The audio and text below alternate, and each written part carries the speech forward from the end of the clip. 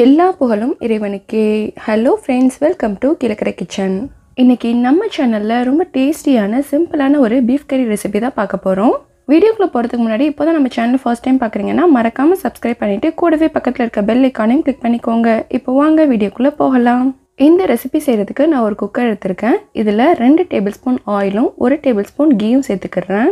இது ரெண்டுமே சேர்க்கும்போது நல்ல வாசனையாக இருக்கும். நீங்கள் நார்மல் குக்கிங் ஆயிலுக்கு பதிலாக கோகோனட் ஆயில் கூட சேர்த்துக்கலாம். எண்ணெய் நல்லா சூடானதும் இதில் 4 பட்டை, 4 கிராம்பு, 4 ஏலக்காய், 1 ரம்பலை, 2 கொத்து கருவேப்பிலை சேர்த்துக்கிறேன். ரம்பலையை சின்ன சின்னதாக கட் பண்ணி சேர்த்துக்கோங்க. இருந்தால் சேருங்க, இல்லைன்னா வேணாம். இப்போ இந்த ஸ்பைசஸ் எல்லாமே நல்ல எண்ணெயில் பொரிஞ்சு வாசனை வந்ததுக்கப்புறம் இதில் குட்டி குட்டியாக சாப் பண்ணி வச்சுருக்கிற 100 கிராம் பல்லாரி வெங்காயத்தை சேர்த்துக்கிறேன். இந்த அளவு வெங்காயம் சேர்த்தா தான் கறிக்கு நல்ல திக்னஸ் கிடைக்கும். இப்போ வெங்காயம் பொன்னிறம் மாற வரைக்கும் நல்லா வதக்கி விட்டுக்கிடலாம். அடுத்ததாக இதில் ஒரு பெரிய சைஸ் பச்சை மிளகாய் சேர்த்துக்கிறேன். நீங்கள் சின்னதாக இருந்துச்சுன்னா 2 ஆட் பண்ணிக்கோங்க. இந்த recipe white rice, pulao and ghee rice கூட சாப்பிட்றதுக்கும் டிஃபன் கூட சாப்பிட்றதுக்கும் ரொம்ப நல்லாயிருக்கும். இப்போது வெங்காயத்தோட கலர் நல்லாவே சேஞ்ச் ஆகிடுச்சு. அடுத்து இதில் அரைச்சி வச்சுருக்கிற 3 டேபிள் ஸ்பூன் இஞ்சி பூண்டு பேஸ்ட் சேர்த்துக்கிறேன். இது கூடவே 2 டேபிள் ஸ்பூன் கெட்டியான தயிரும் சேர்த்துக்கிறேன். இந்த மாதிரி ரெண்டையும் ஒன்றா சேர்க்குறதுனால கீழே அடிப்பிடிக்காது. யூஸ்வலாக நம்ம இஞ்சி பூண்டு பேஸ்ட் தான் ஃபஸ்ட்டு சேர்ப்போம். ஸோ அந்த மாதிரி சேர்க்கும்போது அது கீழே அடிப்பிடிச்சிடும். இஞ்சி பூண்டு பேஸ்ட்டோட பச்சை வாசனைலாம் போகணும். அப்போ தான் எந்த கறியாக இருந்தாலும் நல்ல மணமாக இருக்கும். இப்போ இந்த மாதிரி நம்ம ரெண்டையும் சேர்க்குறதுனால கீழே அடிப்பிடிக்காது, கறியும் நல்ல டேஸ்ட்டாக இருக்கும். அடுத்ததாக இதில் தேவையான அளவு சால்ட் சேர்த்துக்கிறேன். இப்போ பாருங்கள், கீழே அடிப்பிடிக்கவே இல்லை. இஞ்சி பூண்டு பேஸ்ட்டோட பச்சை வாசனையும் போயிடுச்சு, தயிரும் நல்லாவே மிக்ஸ் ஆயிடுச்சு. அடுத்ததாக இதில் சாப் பண்ணி வச்சுருக்கிற 100 கிராம் தக்காளி சேர்த்துக்கிறேன். இந்த மாதிரி சாப் பண்ணி சேர்க்குறதுனால இது சீக்கிரமே வதங்கிடும். நம்ம குயிக்காக ஒரு பீஃப் கறி ரெசிபி வைக்கணுண்டா இந்த மாதிரி செஞ்சுக்கோங்க. இப்போ பாருங்கள், தக்காளியும் சீக்கிரமே வதங்கிடுச்சு.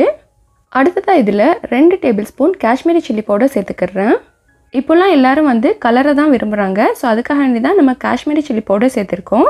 இந்த மிளகாய்த்தூள் எப்படி அரைக்கணும்னு சொல்லிட்டு நான் ஆல்ரெடி வீடியோ போட்டிருக்கேன். அதோட லிங்க் டிஸ்கிரிப்ஷனில் கொடுக்குறேன், செக் பண்ணி பார்த்துக்கோங்க. மிளகாய்த்தூள் சேர்த்ததுக்கப்புறம் நம்ம எப்போவுமே தீயை லோ ஃப்ளேமில் வச்சிடணும், இல்லைனா கருகிரும்.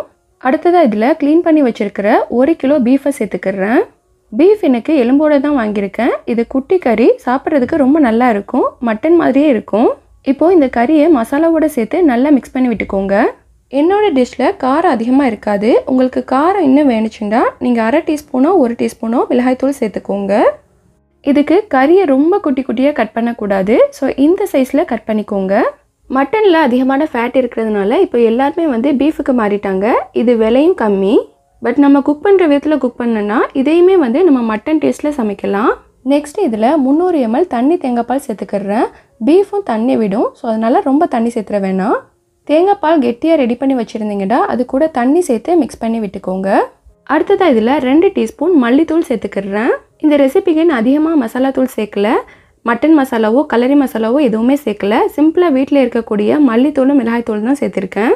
இப்போ இதை மூடி போட்டு 4லேருந்து 5 விசில் வச்சுக்கிறேன். உங்கள் குக்கருக்கு ஏற்ற மாதிரி விசில் வச்சுக்கோங்க. இது சின்ன பீஃபுங்கிறதுனால ரொம்ப விசில்லாம் போடணும்னு தேவையில்லை, சீக்கிரமே வெந்துடும். ப்ரெஷர் எல்லாமே ரிலீஸ் ஆனதுக்கப்புறம் ஒரு 10 மினிட்ஸ் கழித்து மூடி ஓப்பன் பண்ணி பார்க்குறேன். நல்லா தகண்டு பீஃப் கறி சூப்பராக ரெடி ஆயிடுச்சு. சமைச்ச எனக்கே சாப்பிட்டு பார்க்கும்போது இது மட்டனா பீஃபான்னு டவுட் வந்துருச்சு. ஸோ நீங்கள் மற்றவங்களுக்கு கொடுக்கும்போது கண்டிப்பாக டவுட் வரும். ஓகே ஃப்ரெண்ட்ஸ், இந்த அருமையான பீஃப் ரெசிபியை நீங்களும் வீட்டில் ட்ரை பண்ணி பார்த்துட்டு உங்களோட ஃபீட்பேக்கை சொல்லுங்கள். அண்ட் இந்த வீடியோ பிடிச்சிருந்தா please like, comment, share and subscribe my channel. Thank you.